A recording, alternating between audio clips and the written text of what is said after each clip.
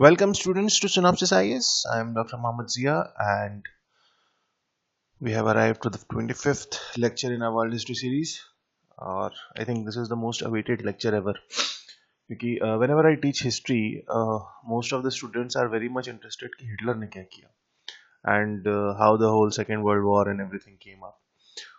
Nazism is very important to understand क्योंकि कहीं ना कहीं मॉडर्न वर्ल्ड में आज के टाइम पे आप देखोगे तो एक not exactly the same but still a similar kind of ideology is being there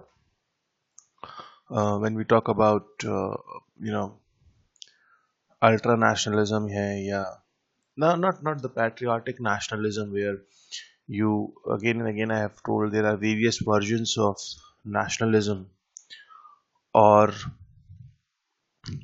आज के टाइम पे स्पेशली जो प्रोपगेट हो रहा है सिर्फ पूरी दुनिया में बेसिकली पूरी दुनिया में आप देखोगे तो एक अल्ट्रा नेशनलिज्म प्रोपगेट होता है हो रहा है इंडीड और कहीं ना कहीं आप उसको रिलेट कर पाओगे नाजिज्म से so let us begin before that this is about my self my academics and my experience working experience and today again I thought कि ये जो है सिर्फ पीपीटी मोड से पढ़ाने वाली चीज़ नहीं है there is a lot more to explain so we'll be teaching it in a I'll be teaching it directly so हम शुरुआत करते हैं इस पूरे प्रोसेस की हम शुरुआत करते हैं नाजिज्म इन जर्मनी से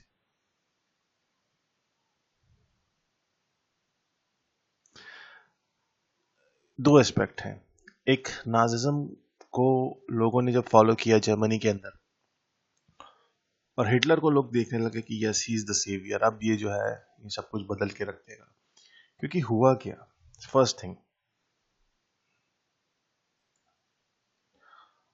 so first thing was that after a defeat of Germany in World War One, there was a the public opinion was against the government.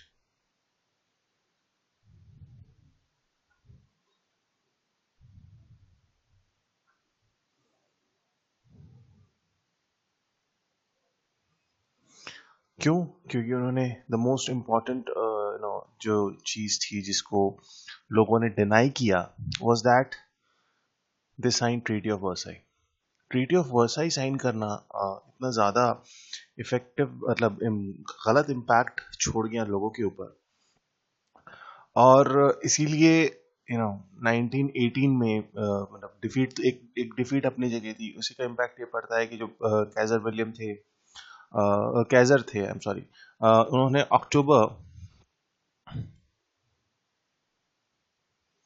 1918 में प्रिंस मैक्स ऑफ बेडन को chancellor बनाया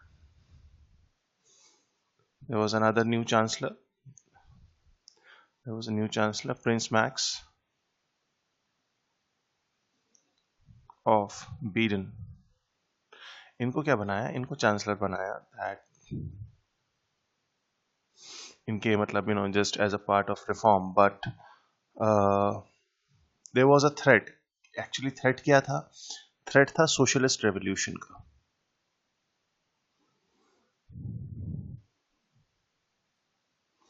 A similar kind of revolution was there in Russia और वो देखा जा चुका था कि किस तरीके से रशियन रेवोल्यूशन ने जो है जो किंग है और जो ज़ारिस्ट रजीम है उसको आउटस्टेट किया and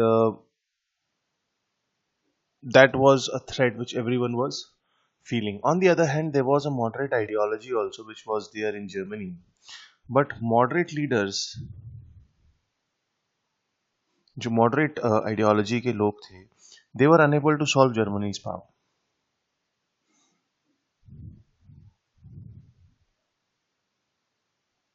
They were unable to solve Germany's problems.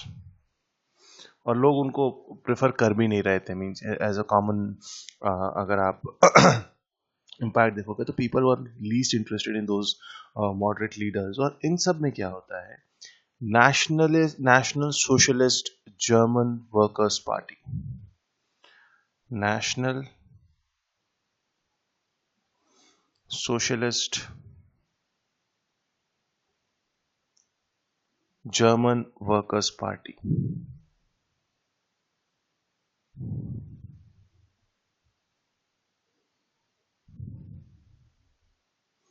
commonly known as the Nazi party जो है वो it rise to power and the Weimar republic जो जर्मनी का था it was seen as weak, specially जैसे मैंने कहा स्टार्टिंग में कि specially when they signed treaty of Versailles this was seen as a weak, communist जो है वो डिमांड कर रहे थे कि there should be radical changes, और जो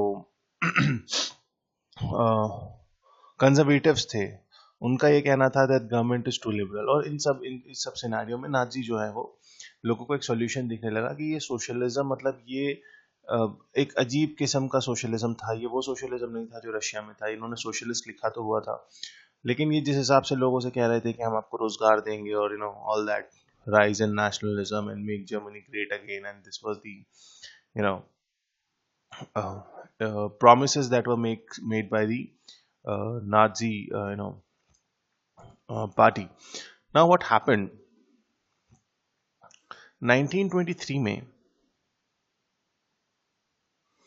फ्रेंच ऑक्यूपाइड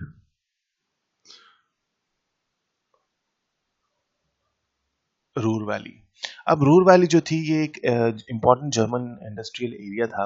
वजह ये थी कि जो अगर आपको ट्रीटी ऑफ वर्साई में याद हो कि जर्मनी वाज सपोज टू पे द वॉर रेपरेशंस, और जर्मनी वाज अनेबल टू पे दैट, तो फ्रांस ने क्या किया, फ्रांस ने रूर वैली को ऑक्यूपाई कर लिया। वहां क्या हुआ, जो वर्कर्स थे उन्होंने काम करने से मना कर दिया, जर्मन वर्कर्स ने, और सरकार ने कहा कि तुम काम मत करो, हम तुम्हें फ्री में पैसे देंगे। मतलब जर्मन सरकार ने जो वर्कर्स वहां पे काम कर रहे थे रूर वैली में, उस इंडस्ट्रियल रीजन में, उनसे कहा कि you don't work for the French occupants, हम जो है आपको पैसे देते रहेंगे। And that started a chain of inflation a chain of inflation which is mainly because of I'm sorry which is mainly because of increased supply of money in the economy। और Germany जो है hyper inflation की mode में चला गया। Hyper inflation का impact you can understand by this that in 1918 November 1918 let's say one German mark, sorry, was equal to 20 pounds. Fine. और यही जब 1923 की हम बात करते हैं, फरवरी 1923 में, this was equal to 1 lakh pound. Now this was the impact of वो जो एक सीरीज चेन रिएक्शन शुरू होता है French occupancy of the Ruhr valley से। मतलब बच्चों ने ऑनेस्टली मतलब वर्कर्स को आज जो पैसा मिलता था वो उन्हें आज ही खर्च करना पड़ता था, वरना वो अगले दिन वैल्यू मतलब उसकी वैल्यू ही नहीं बचेगी। इतना मतलब पर डे जो है उस चीज का वैल्यूएशन जो है, मनी की वैल्यू जो है वो स्पीड से गिर रही थी कि पर डे खत्म हो रही थी। और मतलब सिचुएशन वाज गैलोपिंग इन्फ्लेशन, मतलब हाइपर इन्फ्लेशन भी कहा जाए तो एक बड़ा मतलब छोटा टर्म होगा, पर गैलोपिंग इन्फ्लेशन था। पर डे जो है वो मनी की वैल्यू गिर रही थी। 5 साल में 20 पाउंड से 1 लाख पाउंड तक आ गई। और ये नवंबर 1923 में इसी की वैल्यू करीब 10 करोड़ पाउंड हो जाएगी, 1 करोड़ पाउंड हो जाएगी, I am sorry. Now this was the rate of inflation. मतलब लोगों ने बच्चों ने तो पतंग बना, मतलब there are pictures if you will see in the on the internet, you will find कि बच्चे जो है जब जर्मनी में इस तरीके का इन्फ्लेशनरी कंडीशन थी तो उन्होंने करेंसी नोट्स की literally they made kites and they flew it. This was the condition. अब इन सब में क्या होता है, 1924 में, क्योंकि situation is getting worst, Gustav Stresemann जो होते हैं वो एक न्यू करेंसी यूज वो कर देते हैं, एंड दैट वाज रेंटन मार्क।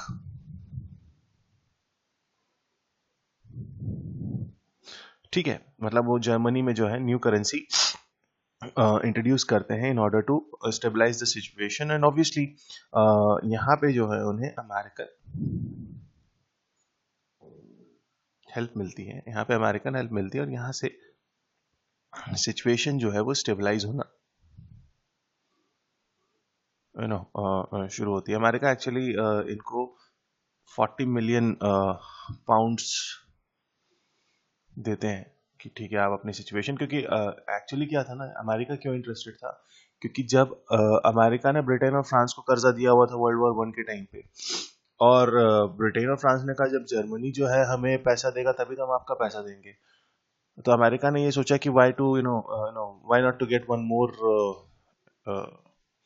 मतलब एक कर्जदार और क्यों नहीं अपना बढ़ा दिया जाए जिसको कर्जा दिया हुआ हो। तो उन्होंने क्या सोचा कि हम इधर से तो मतलब हम 40 मिलियन पाउंड इन्हें देंगे और वो ब्रिटेन और फ्रांस जो है वो हमारे पर वो हमारा रिटर्न करेंगे, and this is how America came into the scene. अब इन सब सिनारियो में देखो, हाइपर इन्फ्लेशन है, करेंसी चेंज हो गई, कर्जा लेना पड़ गया, फ्रेंच ऑक्यूपेंसी हो गई, there are an number of events that were happening at this point of time, and under these circumstances 1923 के आसपास, this was the time period when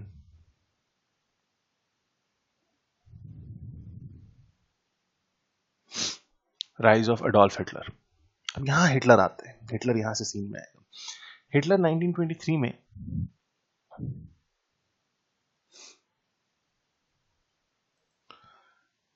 1923 में हिटलर क्या करते हैं, he made an attempt to seize power।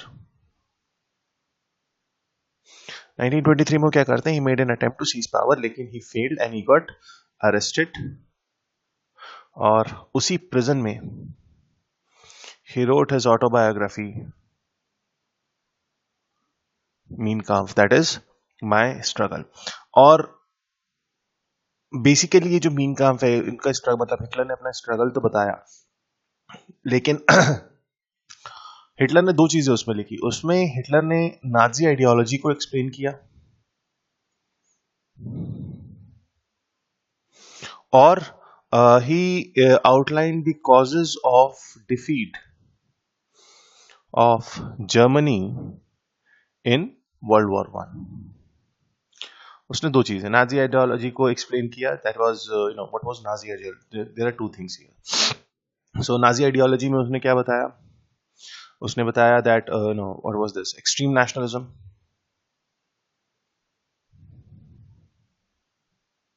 Fine. He talked about anti-Semitism. What is anti-Semitism? Anti-Semitism means hostile behavior against or towards Jews, or German a superior, he called them a master race, not even race। तो ये racism कहीं ना कहीं involve था। जैसे हमने देखा fascism में नेशनलिज्म था, लेकिन जब उसी फैसिज्म में नेशनलिज्म, उसी नेशनलिज्म के या जो अल्ट्रा नेशनलिज्म की हम बात कर रहे हैं, उसमें जब रेसिज्म का एलिमेंट इंक्लूड कर दिया जाएगा तो उसे हम क्या कहते हैं, उसको हमने नाजिज्म कहा। Causes of defeat of Germany in world war 1, सबसे पहले उसने कहा मार्क्सिस्ट, फिर उसने कहा Jews, then corrupt politicians, at last उसने कहा business leaders.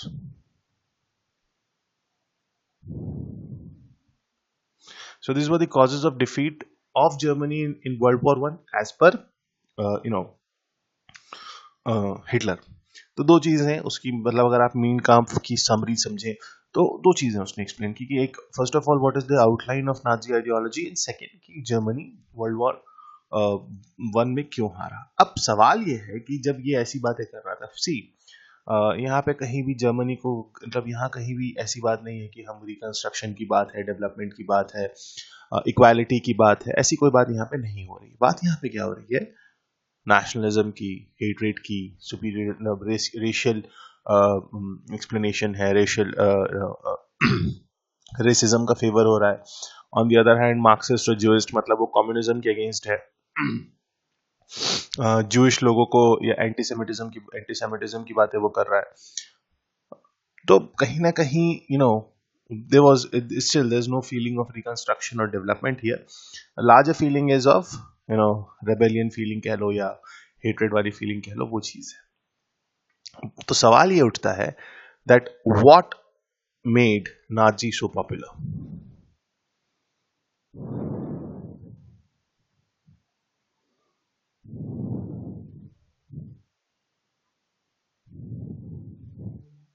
Now the bigger question is this: ऐसा क्या हुआ कि Nazis were so popular?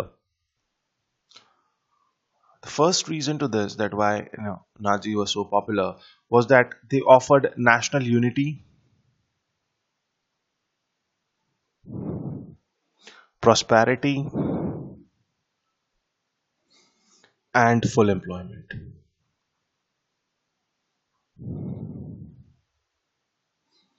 उन्होंने कहा नेशनल यूनिटी, हम जर्मनी को जो है वो एक बना देंगे, हम प्रॉस्पेरिटी की बात करेंगे, जो भी not so good days, because जो भी वॉर रेपरेशंस थे उसकी वजह से जर्मनी के हालात सबको पता थे, तो नाजी ने कहा कि नहीं, हम जो है ये सब खत्म करेंगे, we are going to bring it prosperity, हम फुल एम्प्लॉयमेंट, हम लोगों को ढेर सारा रोजगार देंगे। सेकेंड, जो उनका बहुत बड़ा प्रॉमिस था जिसने लोगों को बहुत ज़्यादा अपीस किया, was that they said that they will overthrow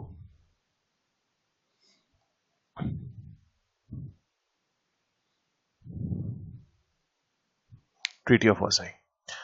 सो सबसे बड़ा ह्यूमिलेशन था, जो सबसे बड़ा इशू था, जिसकी वजह से एक सेंस ऑफ रिसेंटमेंट था, एक सेंस ऑफ डिसेंट था among the people of the Germany against the government, that they were going to overthrow that treaty of Versailles. So this was there. Then they had their own private army,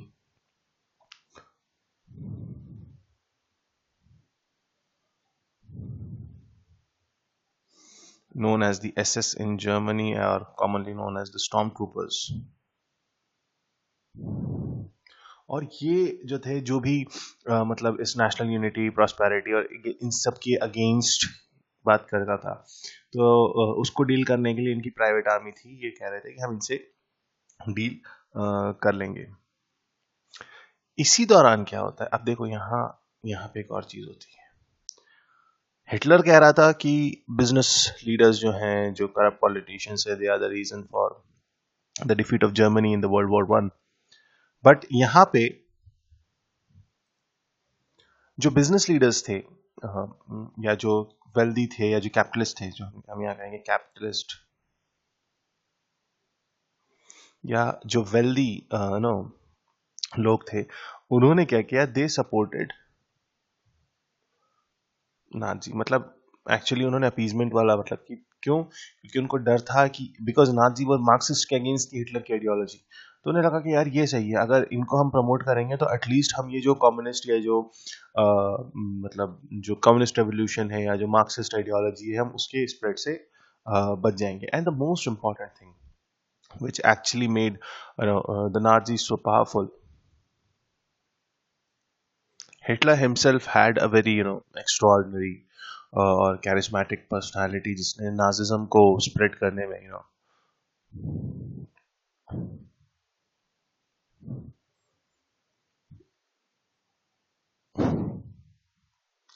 personality of Hitler, मतलब he was extraordinary. आप कभी उनकी speeches सुनोगे ना, all they are in German, आप with subtitles, और if anyone of you know German, that's very great. You will realise कि how मतलब अलग ही लेवल था। अगर आप एक ऐसे जर्मन की तरह सोचोगे, जो परेशान है, जिसके पास एम्प्लॉयमेंट नहीं है, जिसका देश जो है वो गैलोपिंग इन्फ्लेशन से गुजरा हुआ है, जिसके मुल्क ने जो है वो ढेर सारी जिल्लत जो है पिछले एक 10-12 साल में झेली हो, और जब आप हिटलर को सुनोगे ना, आपको लगेगा कि बस यही बंदा है जो हमारी नैया पार लगा सकता है, जो इस देश को बचा सकता है, बाकी सब बकवास है। और इन रियलिटी जितना ह्यूमिलिएशन हिटलर ने जर्मनी को दिया, किसी ने नहीं दिया।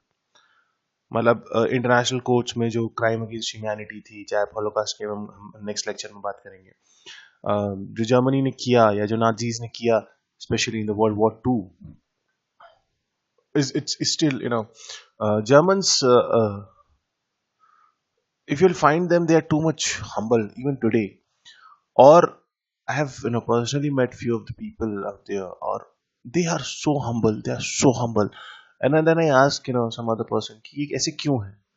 Because no, that what over sweetness जो होती है attitude में, बोले they are so much, even the German of 21st century is so much ashamed of what they did in World War II, that वो आज अपने एटीट्यूड से, अपने बिहेवियर से दिखाना चाहते हैं कि नहीं, we welcome everyone, we are, and actually they feel sorry for that. So this is how. और इन्हीं इन्हीं चीजों में, इस सारे सिनेरियो में जर्मनी में इलेक्शंस होते हैं जुलाई 1932 में. नाजी जो है वो सिंगल लार्जेस्ट पार्टी मर्ज होती है, और जनवरी 1933 में एक्चुअली पहले जो प्रेसिडेंट हिडनबर्ग थे वो हिटलर को चांसलर नहीं बनाना चाह रहे थे, लेकिन हिटलर वाज लाइक बनूंगा तो चांसलर मैं ही बनूंगा, वरना मैं किसी को बनने नहीं दूंगा. सो 1933 जनवरी में Hitler was appointed as chancellor of Germany by President Hindenburg.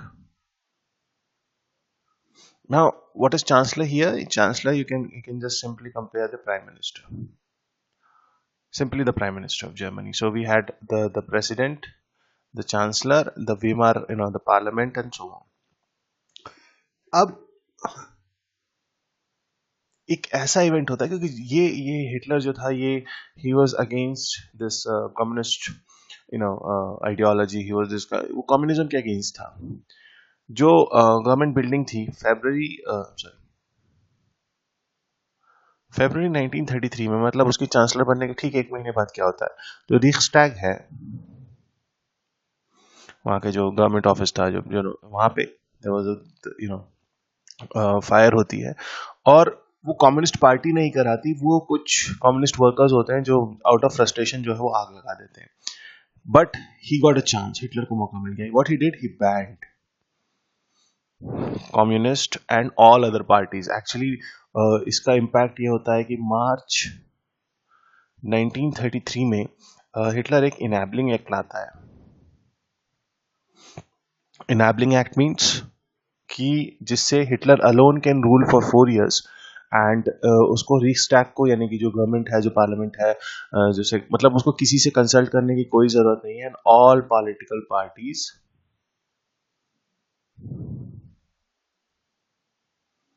Band. March 1933 में सारी पॉलिटिकल पार्टीज पे हिटलर क्या करता है, बैन लगा देता है, और वो खुद पे एब्सोल्यूट पावर कॉन्फर कर लेता है. अब एक ऐसा इवेंट होता है जिसने हिटलर को एब्सोल्यूट जो है वो डिक्टेटर बना दिया. That in August 1934 president Hindenburg dies. और हिटलर क्या करता है, हिटलर दोनों का पोस्ट अज्यूम कर लेता है, यानी कि हिटलर चांसलर प्लस प्रेसिडेंट, और यहाँ पे मतलब दोनों की पावर अज्यूम कर लेता है. Means he becomes super powerful, and that is where Hitler called himself the Fuhrer. What Hitler called himself? Hitler called himself the Führer. Means he is the most. अब ये डिक्टेटरशिप यहाँ से president Hindenburg के बाद कोई दूसरा president नहीं बनता है. जो भी है अब जर्मनी में जो है वो हिटलर है. अब सवाल ये है कि हिटलर ऐसा क्या करता है जिससे लोग जो है वो रिकंस्ट्रक्शन या जो जो वो प्रोमिसेस जो उसने किए थे वो फुलफिल कैसे करता है. What did Hitler did? First of all he began to rebuild military.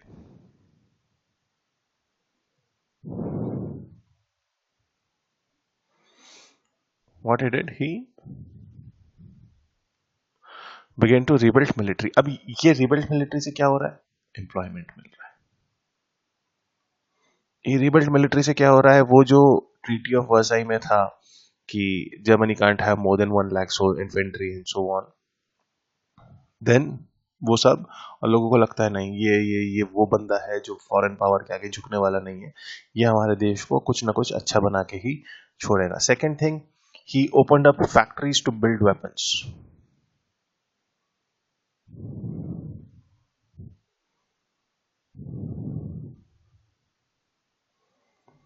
फिर क्या हुआ, वो जो अनएम्प्लॉयमेंट था, वो जो फ्लो ऑफ मनी रुका हुआ था, या जो जो भी एक इकोनॉमिक कंडीशन बनी हुई थी, उससे चीजें बेहतर होने लगती। लेकिन अल्टीमेटली क्या हो रहा था, आर्मी बन रही थी, एमिनेशंस आ रहा था. Actually, he was preparing for the world war, not exactly the world war, but yes, he was preparing, in this curtain, actually he was preparing to for the revenge, basically. Germans, फिर जो भी देश के खिलाफ बोलेगा, Germans who spoke against Nazism,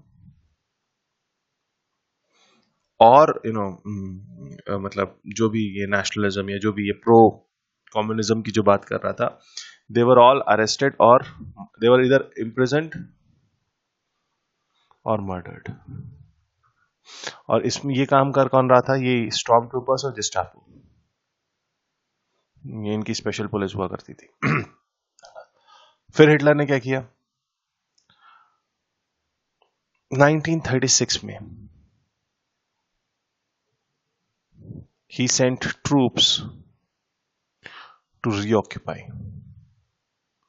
कि वो कभी जो हमने हिस्सा खो दिया था, अब हम उसे reoccupy, मतलब ये एक तरीके से ये प्रोपेगेंडा होता था जो कि आपके नेशनलिज्म को, या जो आपका एक्सट्रीम नेशनलिज्म है, या जो रेशियल नेशनलिज्म है, उसको फीड करने के लिए, कि वो जो हिस्से हमने खो दिए थे हम उसे reoccupy करेंगे. And whatever reoccupy what that were lost in World War One, कि वो जो सारे जर्मन एरियाज जो है, जो वर्ल्ड वॉर वन में खत्म हो गए, जो वर्ल्ड वॉर वन में दूसरी कंट्रीज को बांट दिए गए थे, they will all get that back. Fifth, in this, what happened in 1938, Germany controlled Austria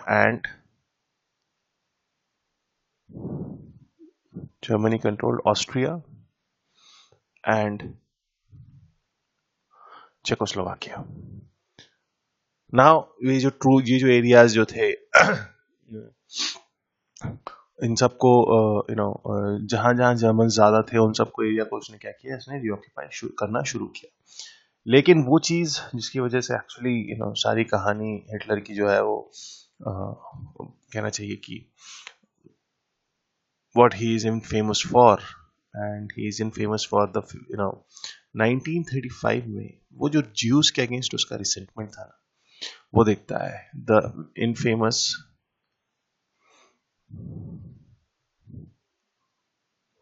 Nuremberg laws.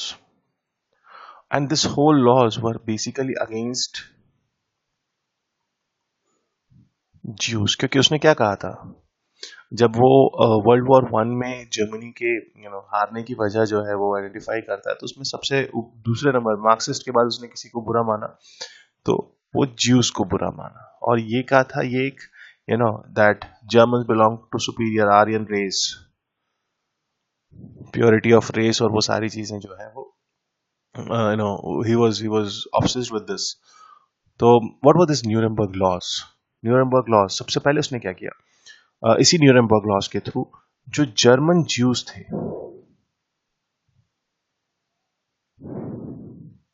उनका स्टेटस चेंज किया. सबसे पहले उनको सेकंड ग्रेड सिटीजन डिक्लेयर किया, और जर्मन ज्यूस को अब क्या कहा जाने लगा, ज्यूस लिविंग इन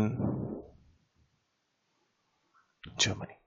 तो जर्मन ज्यूज मतलब वो ज्यूज जो जर्मन थे, उनको क्या कह दिया कि अब ये वो ज्यूज हैं जो जर्मनी में रह रहे हैं. उन्होंने ये नहीं कहा कि ये ज्यूज जो है जर्मन है. और ये सिर्फ इसने ज्यूज के साथ नहीं किया, जो बच्चे डिफेक्ट के साथ पैदा होते थे उनको, मतलब जो कोई भी परफेक्ट नहीं है, जो कोई भी जिसके अंदर भी उसने जो कहना चाहिए ना, anthropology people will tell better, कि वो जो ह्यूमन रेस के जो कैरेक्टरिस्टिक्स हैं, तो डिफरेंट रेसेस की जो कैरेक्टरिस्टिक्स हैं, वो तो हिटलर ने कहा कि नहीं, जो इस चीज में नहीं है, जो इस चीज को फॉलो अप नहीं कर रहा है, आई एम सॉरी, इनको सबको कंसंट्रेशन कैंप में भेजा, ज्यूस को भी उसने and what he did, he second thing, so he in this Nuremberg laws, he restricted Jewish life in Germany.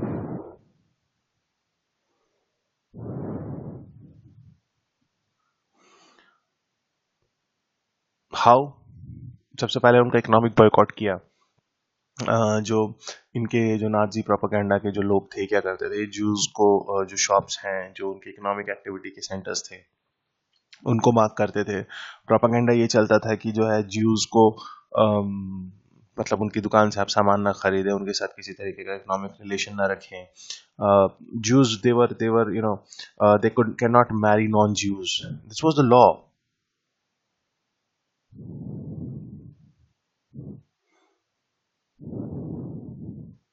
शादी पे जो है मतलब एक इंटररेशियल, अगर हिटलर की जबान में कहें तो इंटररेशियल शादी पे जो है वो बैन लगा दिया गया। दे कैन नॉट अटेंड और teach in schools.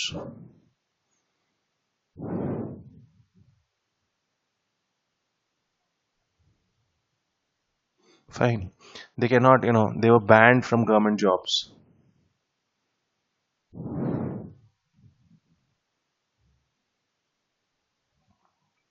They were banned from practicing law or medicine.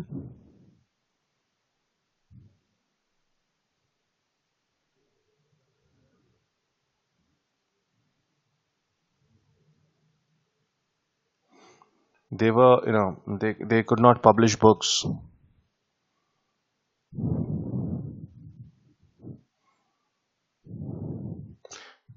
क्यों? अब ये सोचिए कि इस तरीके का रिस्ट्रिक्शन जो है वो जर्मन ज्यूस के ऊपर जो है हिटलर ने इम्प्लीमेंट किया। और यही उस तो जो जर्मन थे उनको क्या लगा, that wow, such a great person. उस वक्त के जर्मन्स को, अब नहीं लगता है, उस वक्त के जर्मन्स को लगा that what a great personality he is. मतलब ये सिर्फ इंटरनेशनल सिनेरियो में या इंटरनेशनल अरीना में हमको मतलब रिवाइव नहीं कर रहा है, ये तो जर्मन्स की सुपीरियरिटी की बात कर रहा है। ये तो कह रहा है कि जो जर्मन्स के अलावा जो जर्मन नहीं है वो सेकंड ग्रेड का है। ये तो ये कह रहा है कि ठीक है, सिर्फ हम ही गवर्नमेंट जॉब्स में रहेंगे, सिर्फ हम ही लॉ और मेडिसिन जो है वो कर सकते हैं, हम ही स्कूल जा सकते हैं। They can not practice, they cannot teach, they cannot attend school। और मतलब बिल्कुल ज्यूस को जब उसने सेकंड ग्रेड का सिटीजन बना दिया, on German, the non-Jewish German, they were so happy, कि ठीक है, ये बंदा जो है ये कुछ करने वाला है। क्यों? क्योंकि ये एक्शन लेना जानता है। बट उन्हें ये नहीं पता था कि इसका रिपरकशन क्या होने वाला है आने वाले वक्त में। Because this was in 1935. 1938 में एक which is known as the Kristallnacht or the Blood Night, what we call as Jewish community, that was November, write it here, November 8 and 9, 1938, just world war शुरू होने से कुछ साल भर पहले क्या हुआ, जर्मनी, चेक रिपब्लिक, चेकोस्लोवाकिया, सॉरी, ऑस्ट्रिया, यहां क्या हुआ, जितने भी ज्यूइश कम्युनिटी थी,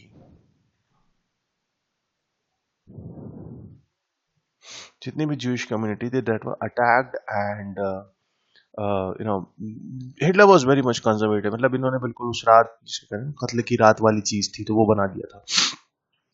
तो पूरी जर्मनी में, चाहे ऑस्ट्रिया हो चाहे चेक रिपब्लिक हो, एक साथ सब जगह इन्होंने अपना वेल प्लान मैनर में जितनी ज्यूइश कम्युनिटी थी,